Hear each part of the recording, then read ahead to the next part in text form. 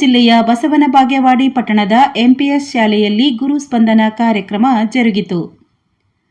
ಪಟ್ಟಣದ ಎಂಪಿಎಸ್ ಶಾಲೆಯಲ್ಲಿ ಜಿಲ್ಲಾ ಪಂಚಾಯತ್ ಶಾಲಾ ಶಿಕ್ಷಣ ಇಲಾಖೆ, ಕ್ಷೇತ್ರ ಶಿಕ್ಷಣಾಧಿಕಾರಿಗಳ ಹಾಗೂ ಕ್ಷೇತ್ರ ಸಮನ್ವಯಾಧಿಕಾರಿಗಳ ಕಾರ್ಯಾಲಯ ಮತ್ತು ರಾಜ್ಯ ಪ್ರಾಥಮಿಕ ಶಾಲಾ ಶಿಕ್ಷಕರ ಸಂಘದ ಸಹಯೋಗದಲ್ಲಿ ಹಮ್ಮಿಕೊಂಡಿದ್ದ ಗುರುಸ್ಪಂದನ ಕಾರ್ಯಕ್ರಮದ ಅಧ್ಯಕ್ಷತೆ ವಹಿಸಿದ ವಸಂತ್ ರಾಥೋಡ್ ಕಾರ್ಯಕ್ರಮ ಉದ್ಘಾಟಿಸಿ ಮಾತನಾಡಿದರು.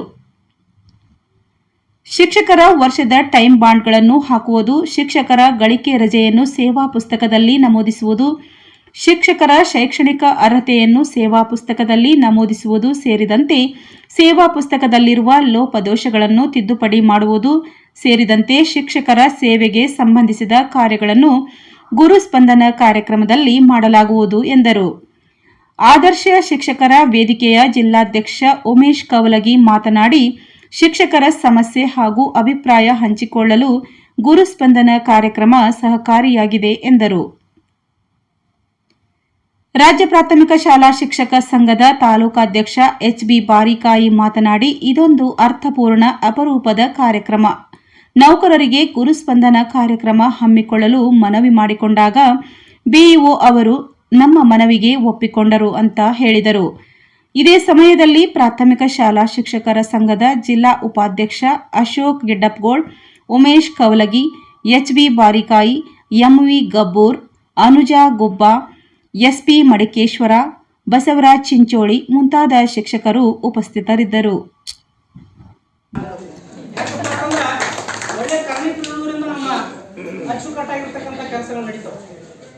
ಅದೇ ರೀತಿ ಇವರು ಕೆಲಸ ಮಾಡಿದಂತ ಮೈಗಳಿರ್ತಕ್ಕಂಥ ಕರ್ಣಿಕರು ಏನು ಸಿಕ್ಕರಪ್ಪ ಅಂದ್ರ ಅದು ಸುಡುಗಾಡಕ್ಕಿಂತ ಯಾವುದೇ ಕೆಲಸಗಳನ್ನ ನಮ್ಮ ಕರ್ಣಿಕರು ಯಾರ ಒಂದು ಸಹಾಯವಿಲ್ಲದೆ ಅಂದ್ರ ಒಬ್ಬ ಸಾಮಾನ್ಯ ಶಿಕ್ಷಕರು ಬಂದು ಕೆಲಸ ಕೇಳಿದ್ರು ಕೂಡ ಅವ್ರು ಮಾಡಿಕೊಡುವಂಥವ್ರು ಅದರ.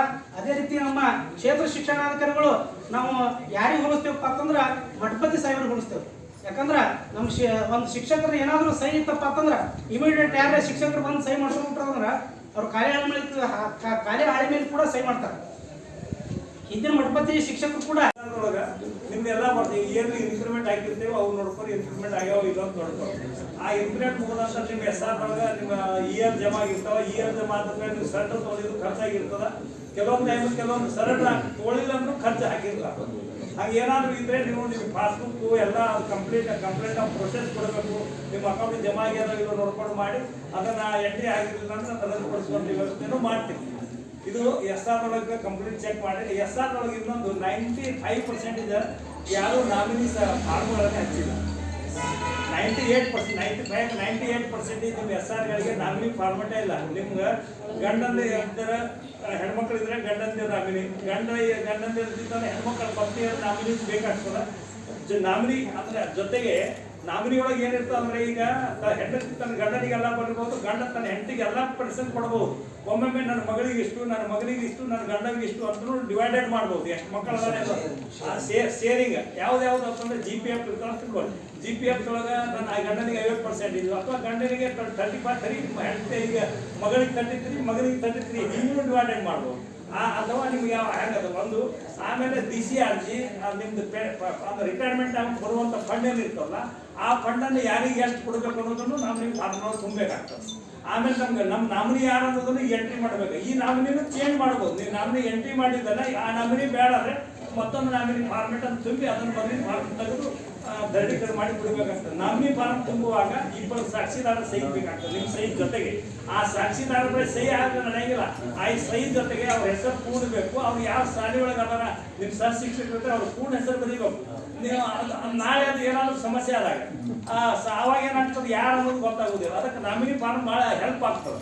ನಿಮ್ಗೆ ಇಂಥವ್ರಿಗೆ ಇಷ್ಟು ಕೊಡಬೇಕು, ಏನೋ ಪರ್ಸೆಂಟ್ ನಮ್ಮ ಏನೋ ಅಚಾರ್ಯ ಇರ್ತದೆ, ನಾವು ಬದುಕಬೇಕು ಅಂತಿದ್ದೀವಿ, ಯಾವುದೋ ಅನಿವಾರ್ಯ ಏನೋ ಆಗಿ ನಾವು ಸತ್ತೇವಂದ್ರೆ ಹಿಂದಿನ ಫಂಡ್ ಬರುವಂಥದ್ದು ನೇರವಾಗಿ ಗಂಡನಿಗೆ ಬರ್ತದೋ ಹೆಂಡತಿಗೆ ಬರ್ತದೆ. ಡ್ಯೂಟಿ ಮೇಲೆ ಇದ್ದವರಿಗೆ ಆಗಿರುವುದಿಲ್ಲ.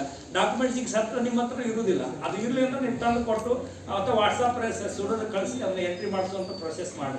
ಮತ್ತು ಇದನ್ನ ಯಾಕೆ ನಾ 7 ಟೈಮ್ ಇಟ್ಟೆ ಅಂತಂದರೆ ಈಗ ನಮ್ಮ ಕ್ಲಾರಿಕಲ್ಸ್ನು ಅವೈಲೇಬಲ್ ನೋಡಿ. ಒಬ್ಬ ಕ್ಲಾರಿಕಲ್ SR ಬರೀಬೇಕಂದ್ರೆ ಮುಂದವ್ರು ಹೆಲ್ಪ್ ಮಾಡಿದಾಗ SR ಮುಗಿತಾ ಬರೆಯೋದು. ಇಲ್ಲಾಂದ್ರೆ ಜೊತೆಗೆ ಶಿಕ್ಷಕರು ತಗೋತಾರೆ. ಬರೀ ಸುರದಲ್ಲಿ SR ಸಹಿ ಮಾಡಲಿಕ್ಕೆ 8 ದಿವಸ ಇದೆ. 7 ದಿವಸ ಮೇಲೆ ತಗೊಂಡು ನಾನು ಸಹಿ ಮಾಡಲಿಕ್ಕೆ ಟೈಮ್ ಹಿಡಿತಾ ನಮಗೆ. ಆಮೇಲೆ ನಾವು ಈಗ ಎಲ್ಲ 15-14 ಜನ ಶಿಕ್ಷಕರು ಹೆಸರು ಮಾಡ್ಬೇಕಂದ್ರೆ ಬೇಕು ಯಾರು ಕನಿಷ್ಠ 1 ತಿಂಗಳು 2 ತಿಂಗಳು ಸಹಿ ಮಾಡ್ಬೇಕಾಗ್ತದೆ. ಅದಕ್ಕೆ ಇದು 3 ತಿಂಗಳ ಪ್ರೊಸೆಸ್ ಇದ್ದೀವಿ, ಒಮ್ಮೆಲೆ ಆಗುವುದಿಲ್ಲ. ದಯವಿಟ್ಟು ಅದಕ್ಕೆ SR ಎಲ್ಲ ಅಪ್ಡೇಟ್ ಆಗ್ತದೆ, ಅದರೊಳಗೆ ಏನು ತೊಂದರೆ ಇಲ್ಲ. ಈ SR ಇದು ಅಪ್ಡೇಟ್ ಆದ ನಂತರ ಇದರ ನಂತರ ಈಗ HRMS ಒಳಗೆ ESR ಬಂದದ. ಈ ನಿಮ್ಮ SRಗಳನ್ನು ಎಲ್ಲವೂ ಸ್ಕ್ಯಾನ್ ಮಾಡಿ ESR ಅಂತ ಮಾಡಿ. ಅಂದರೆ ಇಲೆಕ್ಟ್ರಾನಿಕ್ SR ರಿಜಿಸ್ಟ್ರೇಷನ್ ESR ಮಾಡುವುದಲ್ಲ. ಈ ಕಂಪಲ್ಸರಿ ಪ್ರತಿಯೊಬ್ಬರು SR ಅನ್ನ ನಾವು ಸ್ಕ್ಯಾನ್ ಮಾಡಿ ESR HRMS ಒಳಪಡಿಸ್ಬೇಕಾಗಿತ್ತು. ಅದೇ SR ಅದಕ್ಕೆ ಇದು ಇಲೆಕ್ಟ್ರಾನಿಕ್ ಮೀಡಿಯಾದ ಮೂಲಕ ಸೆಟ್ ಆಯಿತು ಅಂದರೆ ಮುಂದೆ ನಮ್ಗೆ ಇದು ಬೇಕಾಗಲ್ಲ. ಕಡಿತು ಮಾಡ್ತು ಅಂದ್ರೆ ಸೇವ್ ಉಳಿತದೆ.